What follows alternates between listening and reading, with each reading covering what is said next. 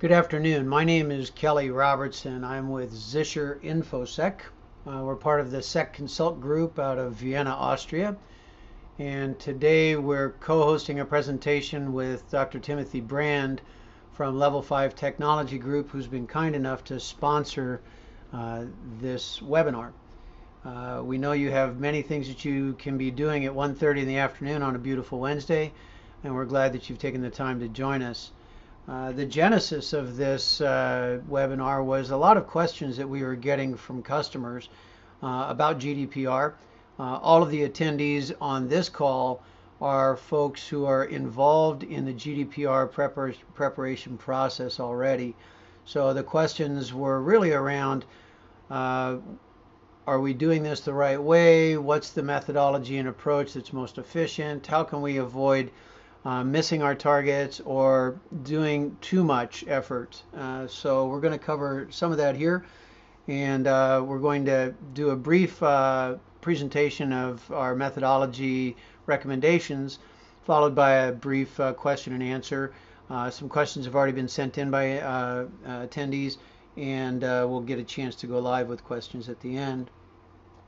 So the big concept here was that GDPR is definitely, positively going to impact your business because it's a human rights issue. It's an issue about people having the right to privacy, and we're going to cover those rights in a few moments.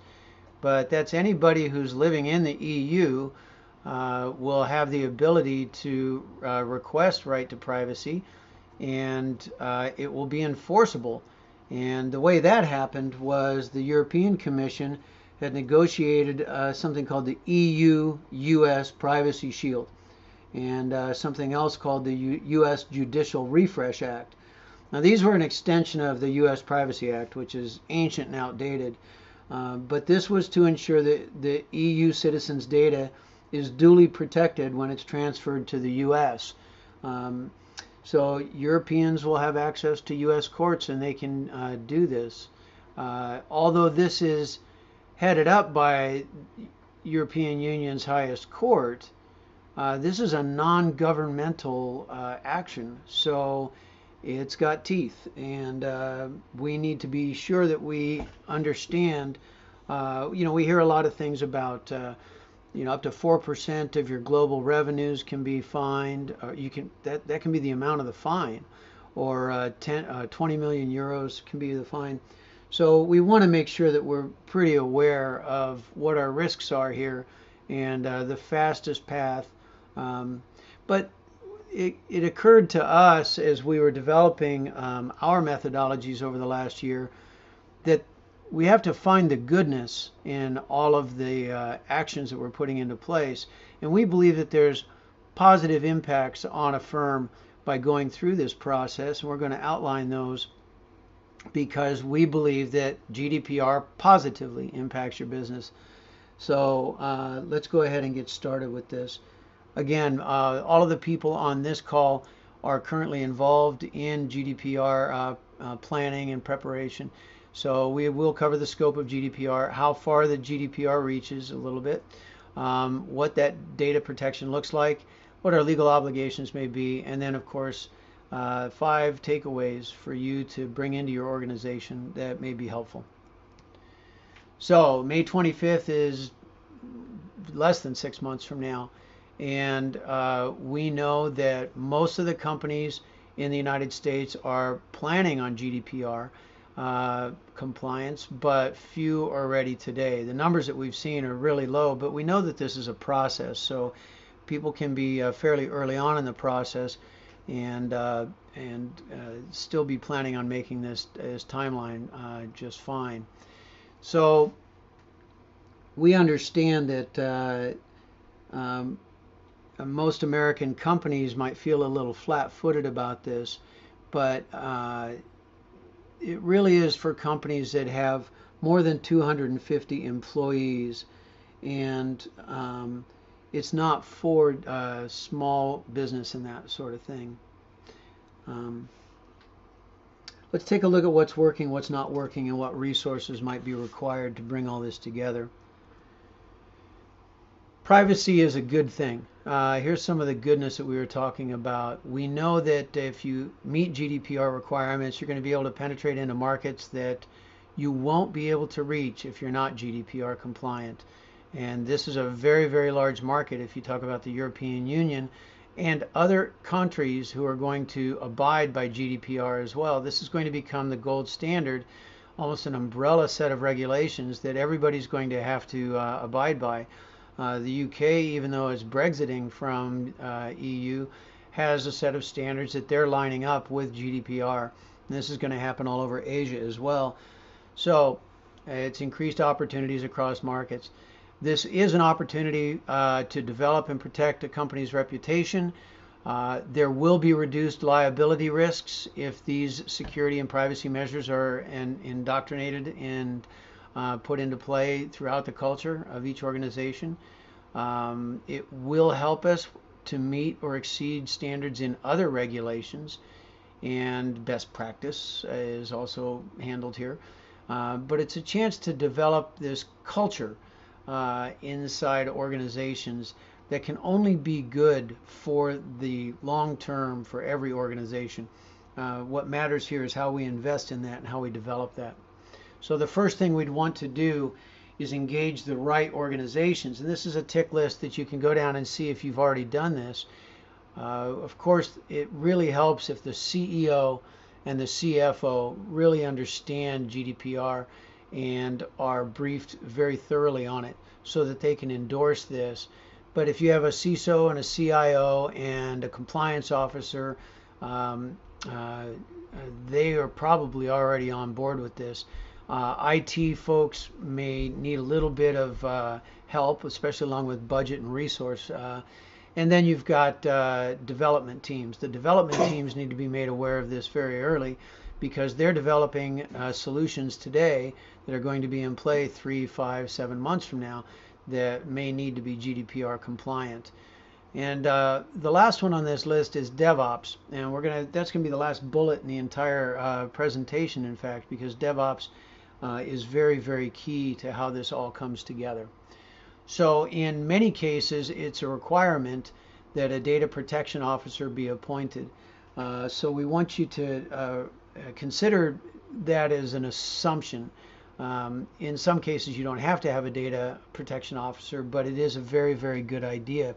And that data protection officer should assign data protection coordinators in all of the functional business units.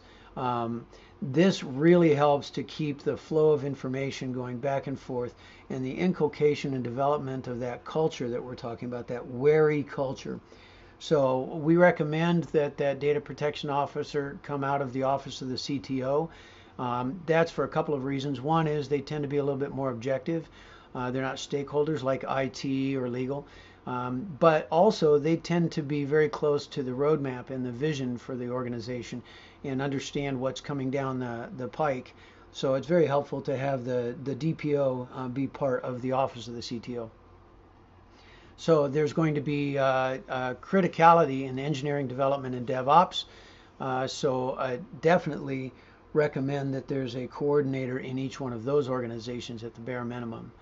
So we also recommend that the HR folks be brought into the loop here because there's an ongoing training process that's going to need to be monitored and administered throughout the organization.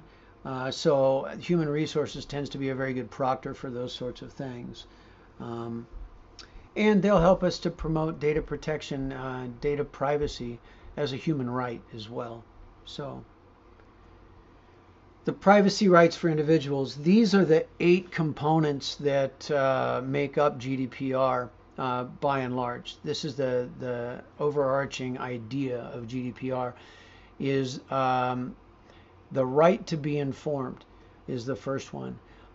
This is a statement that says there's transparency on how we do business and how we store your personal data. There's a right of access, so the individuals need to be able to get their data from you and verify that it's being processed correctly and that the information is accurate. And that access to that needs to be free, and there's a 30-day window upon request for providing that information. So the right to rectification is when an individual asks that a mistake be fixed. And again, you have 1 month to do that. The right to erasure is also called the right to be forgotten. That takes into account special rights for children. And we'll cover that in a minute as well. And then special cases for scientific research, legal actions, freedom of speech. There's exceptions to the right to erasure. Now, these things that we've talked about so far already tax IT systems far beyond how we intended them to originally be operating. So now what we're going to do is we're going to be looking at data in different perspectives and handling that data in different manners. And we need to make this more readily accessible, and we need to make it happen at low cost. So that's not what we intended our data systems to work like in the first place. The final four are the right to restrict processing. This is if a individual is in a legal action or something like that. They're able to question the accuracy of data and block processing of data. Then there's the right to data portability. This is where you're able to download information that's being stored by one organization and use it for another organization. Again, this has to be free to the individual and within 30 days. The right to object. Now, this is interesting. If an individual says they do not want their information used, it's an imperative that you stop using their information, and you have to not only prove it, but you have to present that opportunity from the very first time that that customer engages with you all the way to the time that they stop engaging with you.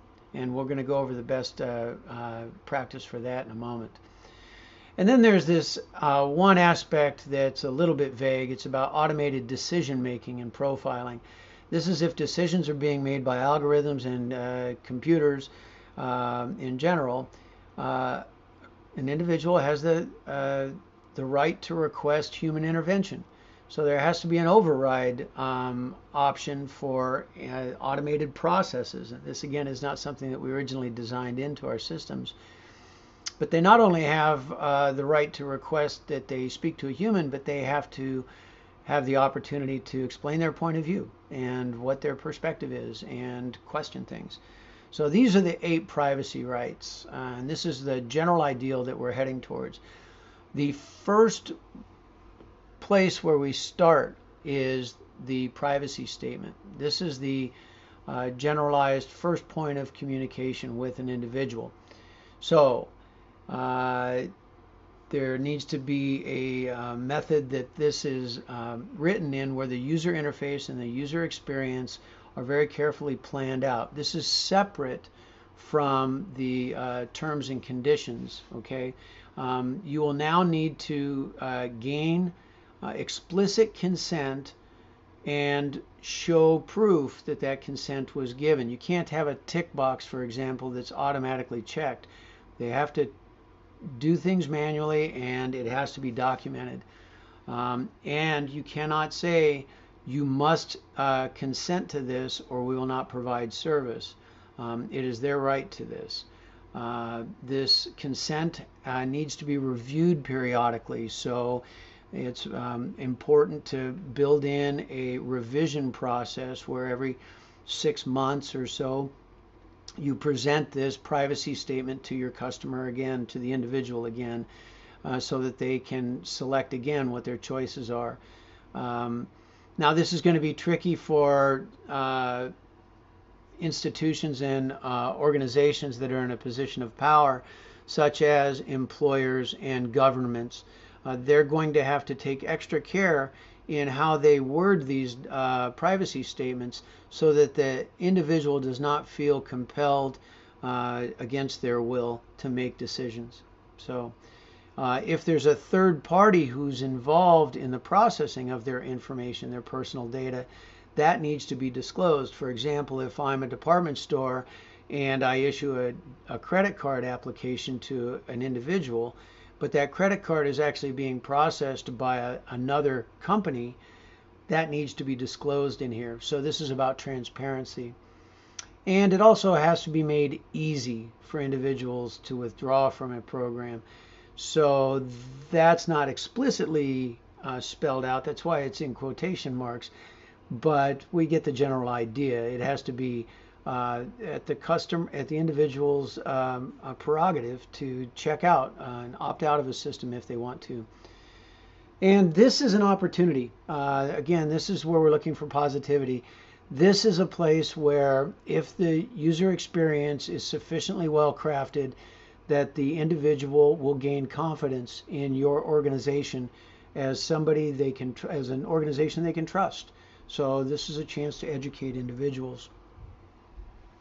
So the very first thing that's going to be important here is the privacy impact assessment. So you're going to go through a process of discovery and find out what types of information that you're hosting for individuals, and divide that up into the various subcategories that it's going to need to be defined by.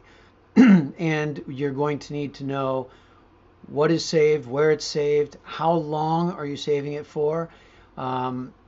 It might be a good time to clean house. This is a positive side effect of this whole process, is it might be time to determine that you're collecting too much data and that there's a lot of data that is really not necessary to business, that's just been captured as legacy or just in case. So now's a good time to cull that information from the capture stream. And there's a big question about data from minors.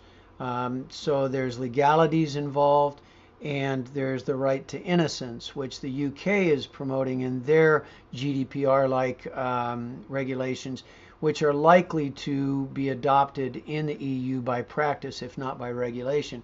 That's the right to say, hey, before I was 18 years old, I was a minor. How could I make decisions that a major could make?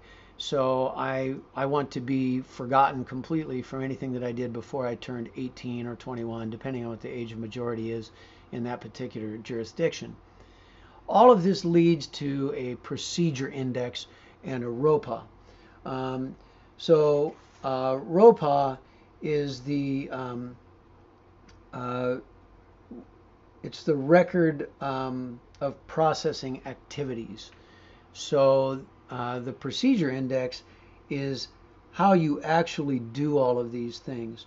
So the discovery leads to the development of the procedure index and the registration of all personal data and the processing activities around it.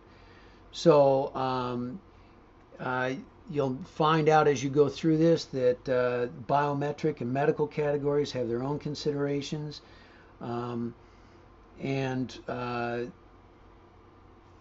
It's very helpful here if you're familiar with regulation or guidelines ISO 27001. Most of the information security relevant compliance requirements from GDPR, the formality and the traceability and all that is based on ISO 27001. So it's very helpful here to understand there's a slight difference between security and privacy. But privacy can make you more secure, but security doesn't make you more private, if you will. So it's important that if you're doing security risk assessments, that they meet the ISO 27001 standard. And this will help measure your effectiveness for your information security measures. And it gives you this path towards internal audits, which are all supportive of the GDPR process. So the privacy impact assessment is the roadmap of how you're going to deal with everybody's information, whether you're processing it or storing it. And you're going to end up with a record of processing activities out of the deal. Now, details about all of these things we're talking about are in a companion document that Dr. Brand and I developed for this webinar. And the show notes will list where you can get that document. So there's more detail elsewhere. One thing we want to talk about is breach reporting. This is a little bit different than breach reporting in the United States today. A couple of reasons. One is the requirement is you have to do it within 72 hours.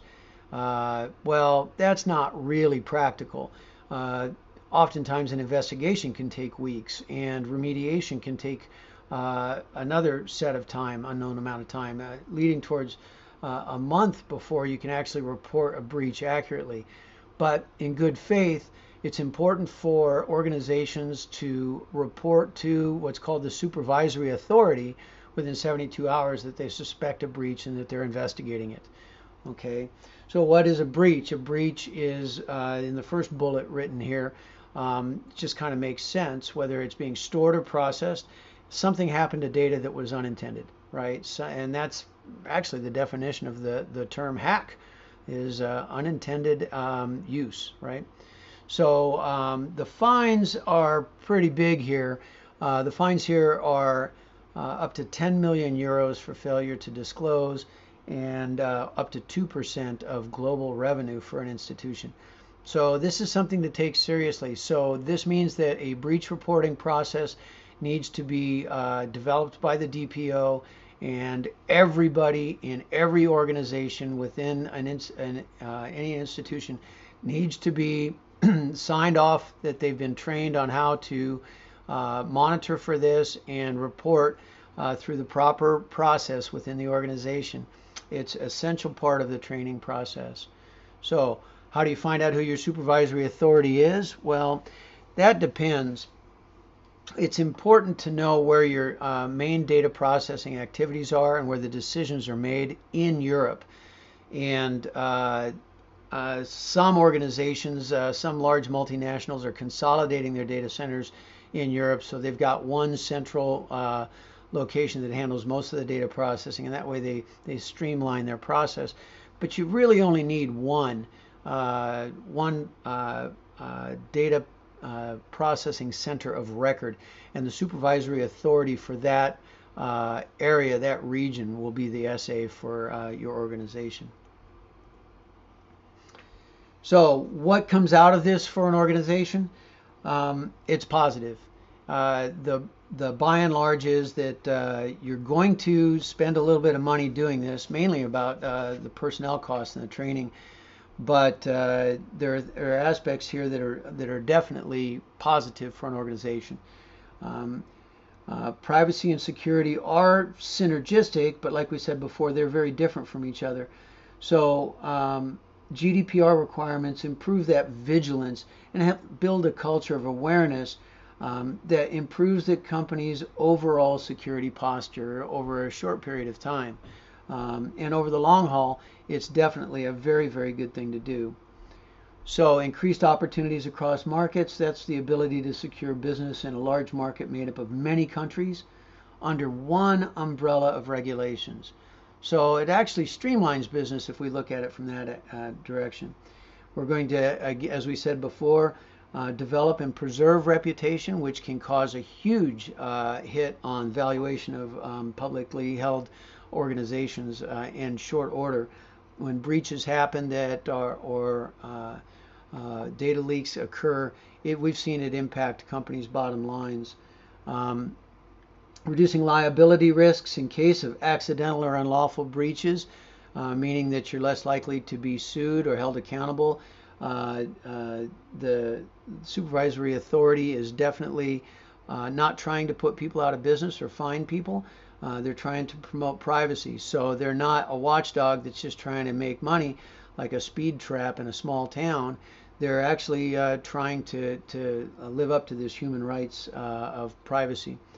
The regulatory umbrella that GDPR promotes helps us with other directives such as ISO 27001, DSMS, the NIST directive, ITIL, HIPAA, even COSO, COBIT, Sarbanes-Oxley, and even new things like ISO 27552. So it actually is a very, very top level umbrella regulation. And this may help to convince the folks in the organization that they're embracing best practice because it's the right thing to do. Also, backup and disaster recovery are mandated now. Now, this may seem like a little bit of an onerous cost for organizations who do not have, especially DR, in place, but over time, it's going to protect the firm's interest better, so we might as well go with it. So the 5 essential actions that we're going to recommend are to appoint that data protection officer, engage the right team of people, get buy-in at the top, and start training as soon as possible.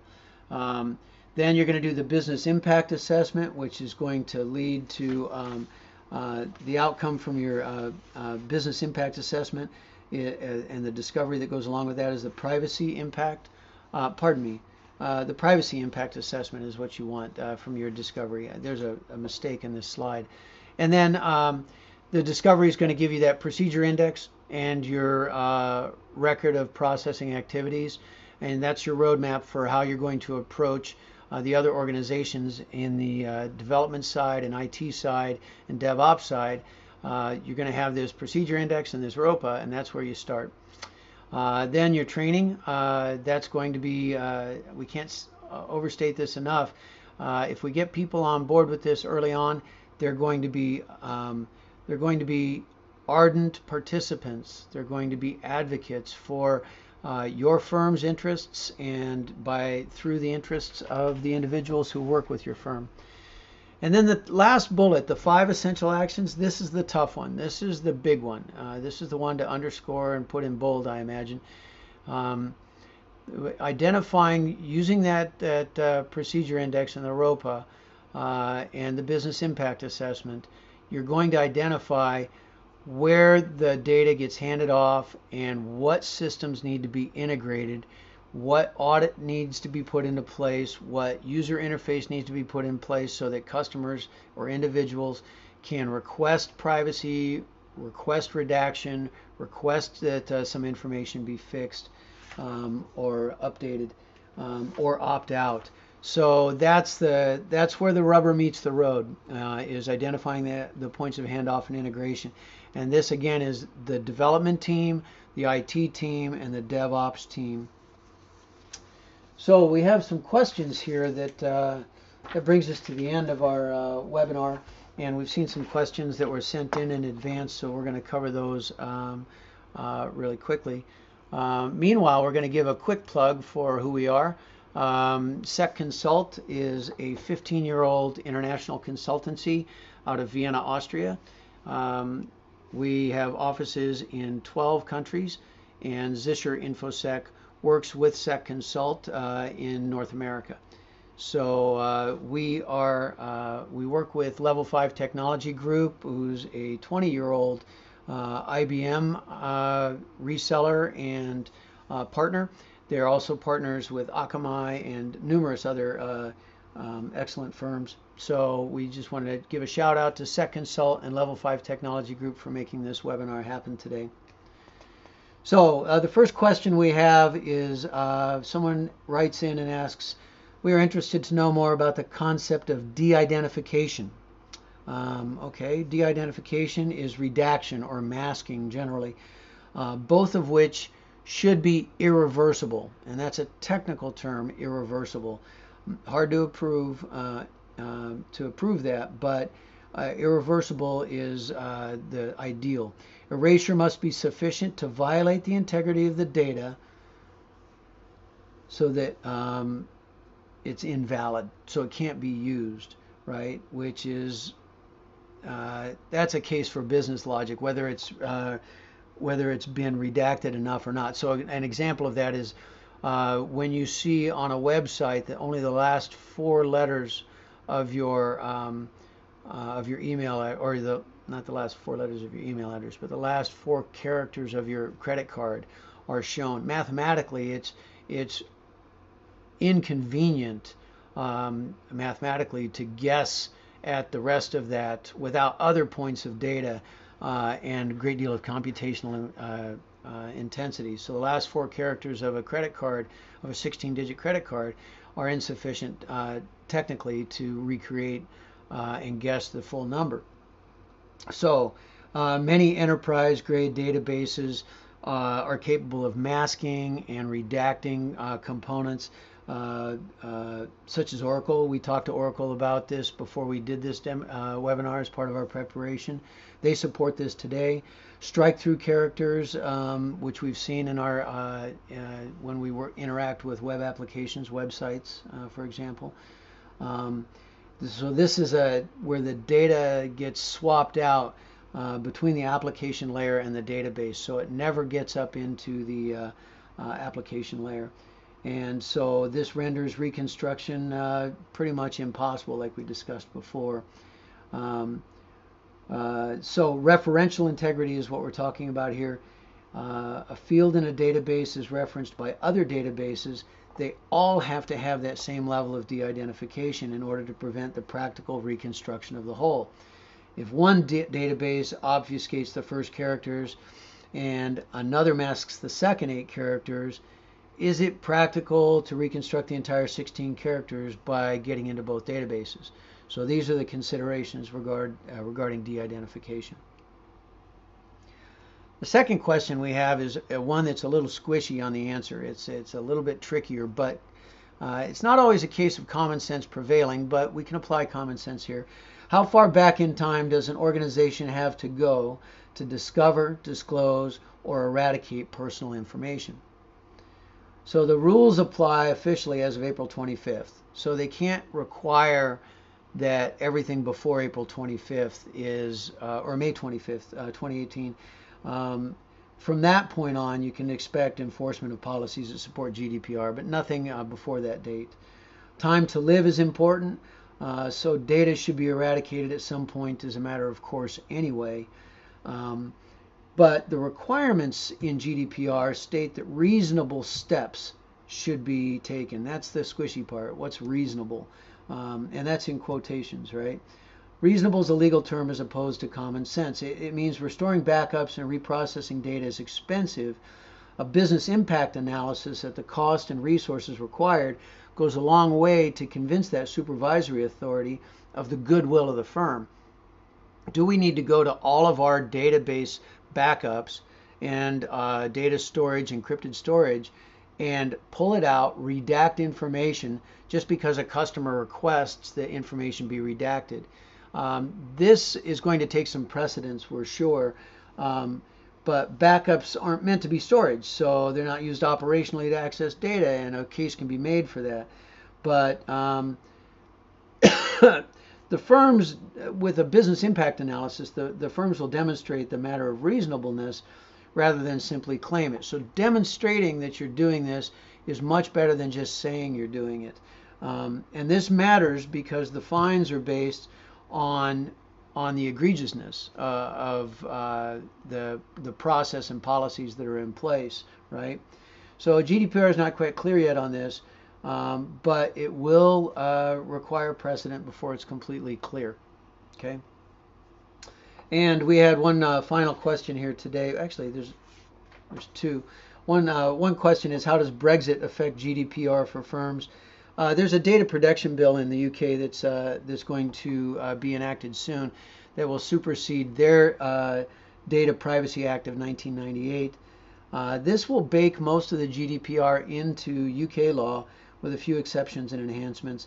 One of the big differences between the United States, UK style of conceptual privacy and the European Union has to do with surveillance, mass surveillance for law enforcement in particular. The UK and the United States are actually require it. The NSA in the United States will require organizations to provide information, and in the EU that is strictly verboten. So we don't know how this is going to pan out over time. We know that the initial regulatory negotiations that went on between Washington and the EU have reached some sort of detente, but we don't know how the mass surveillance thing is going to work out. I mean, we put sufficient encryption on routine iPhones that even the FBI can't crack here in the US. So this point may be moot as well, just based on practical encryption. So thank you very much for your time today, folks. We greatly appreciate that you've taken the time to sit with us. Please either contact Tim Brand, Dr. Brand at tbrand@level5techgroup.com or Kelly at zischer.com if you have additional questions. Thank you kindly.